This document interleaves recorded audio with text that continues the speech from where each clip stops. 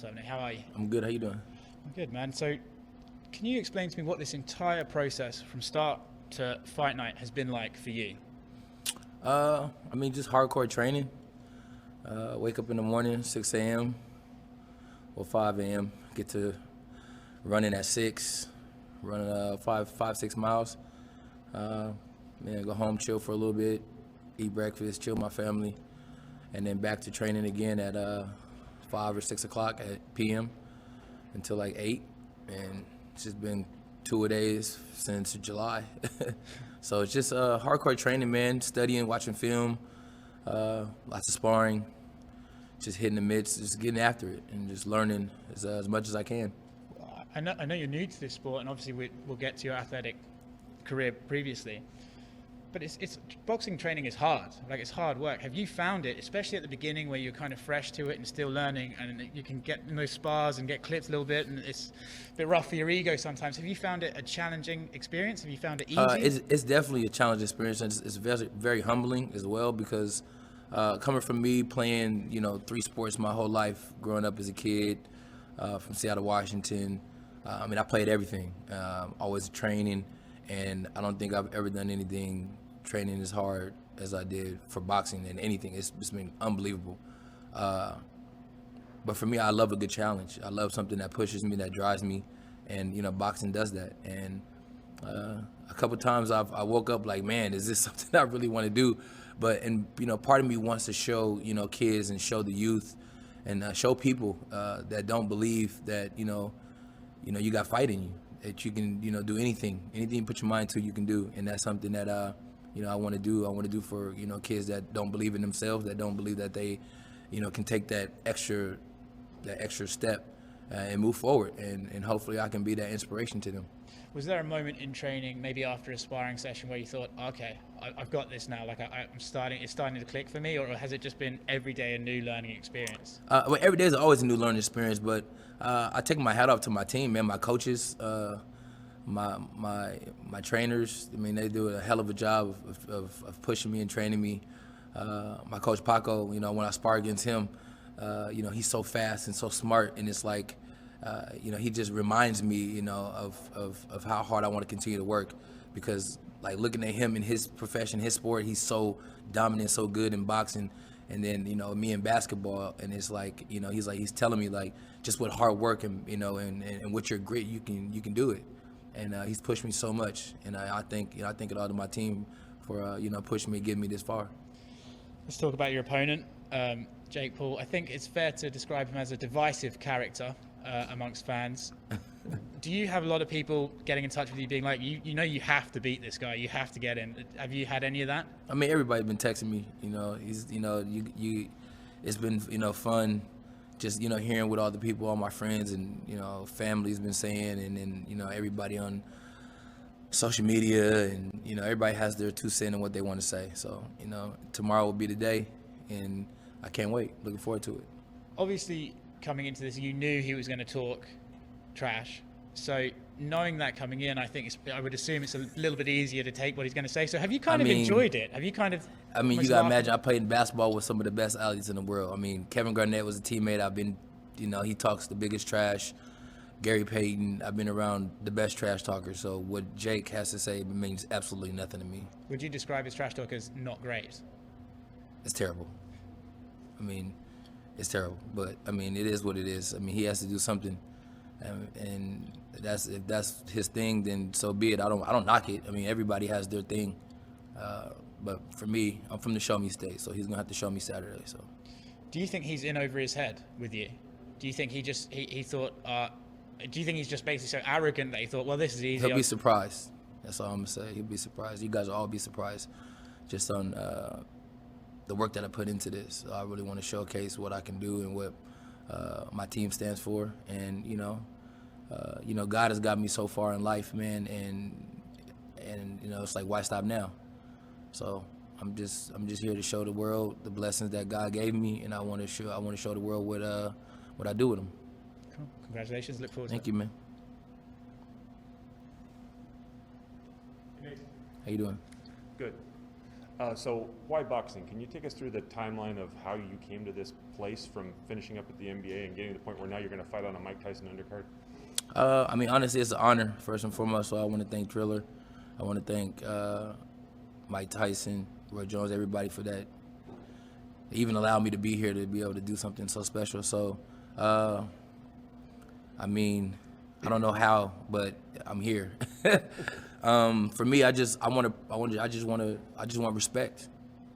Something that, I've been wanting for a long time from the NBA, from peers, from the experts, from whoever. I just want to earn respect, and this is a good way to go get it.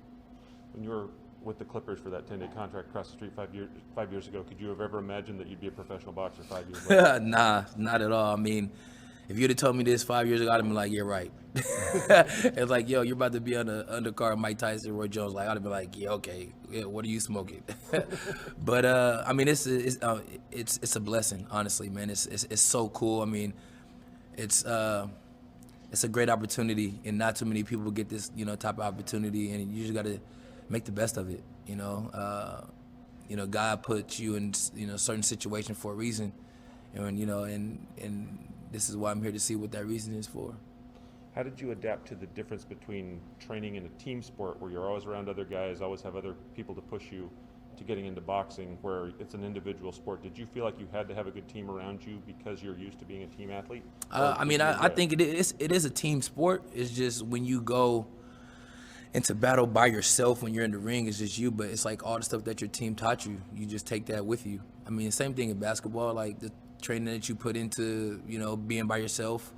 That's how you start. You start off taking the basketball, you shoot on the basket. There's no team, it's you. And then you learn, I want to play basketball, then you get on the team. So it's the same steps.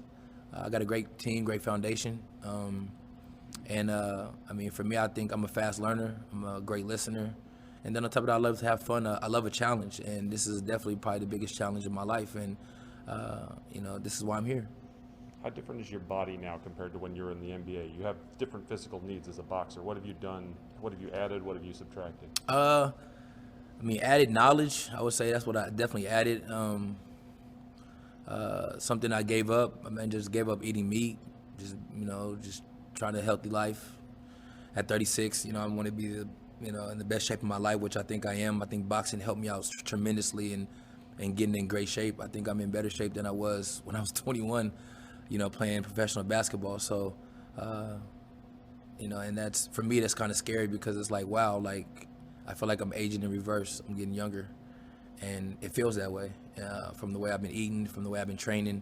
And I'm looking forward to, really going out there and, showing the world, what I got. It's interesting you say that. You're 36, probably in better shape than you were when you were 21. Yeah, I know I am. That dude's 54. He looks like a guy half his age. That dude's 51, and he never stopped fighting. Do we have an incorrect mentality maybe in the world about what you can do as you age? Is there something you can say about how you can control that? Well, it depends on what you do at the age you're at. If you're sitting at home being a couch potato, yeah, you're gonna feel old. If you're not doing that, you're not working, you're not putting in the work, you're not grinding, you're gonna feel old. The age is just, man, it's in the mind. So how young do you want to feel? How long do you want to be? And I feel like I'm gonna be young forever because I feel like, I can't stop working out. I have to do something every day. I can't just sit around. And thank God that, I had kids very young, and, my 16-year-old, my 14-year-old, my 11-year-old, my 5-year-old, like, they keep me busy, and it's fun being able to, go outside and challenge my son. He's 16, who can dunk and play and hoop like me. Like, that's awesome, and I want to be able to install, that grit, that fire, within them that I had, that hunger, and they have it. And to have kids, athletic like you, that share the same dreams and passion, it's gonna keep you young. They keep me young, and I thank God for my kids for keeping me, this young. At 36, I know my dad wasn't running around doing what I'm doing, so I know I'm ahead of the curve, and I hope to stay that way. What did Mike and Roy mean to you growing up? Everything, man.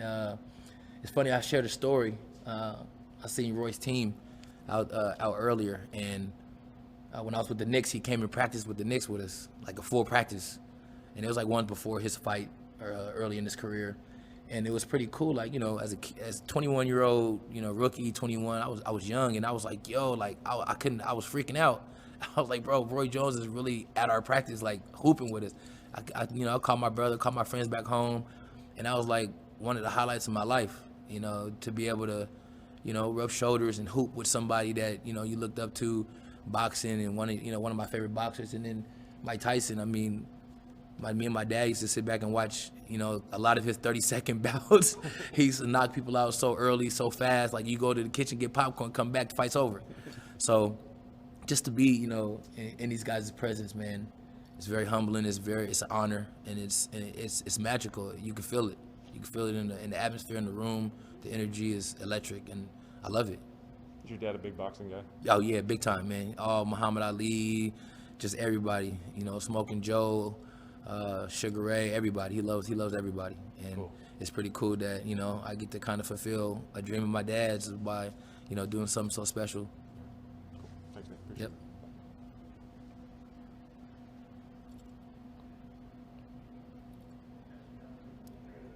That's it. Yep.